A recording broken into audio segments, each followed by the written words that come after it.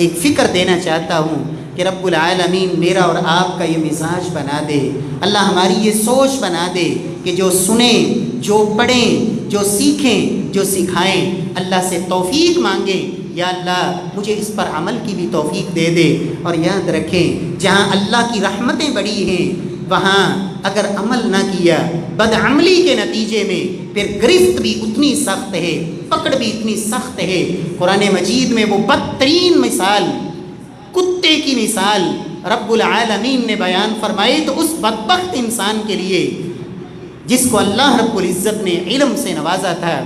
فرمایا ہم نے دیا اسے علم، سب کچھ دیا، وَلَوْ شِئْنَا لَرَفَعْنَاهُ بِهَا وَلَكِنَّهُ أَخْلَدَ إِلَى الْأَرْضِ وَاتَّبَعَ هَوَاهُ فَمَثَلُهُ كَمَثَلِ الْكَلْبِ، لیکن اس نے پستی کو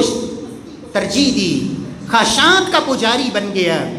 اور عمل نہ کیا، بدعملی کی طرف چلا گیا، خواہشات کے پیچھے بھاگنے لگ گیا۔ فرمایا اس کی مثال تو بدترین کتے کی مثال ہے۔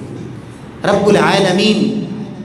ہم سب کو محفوظ فرمائے اور بدعملی سے اللہ محفوظ فرمائے۔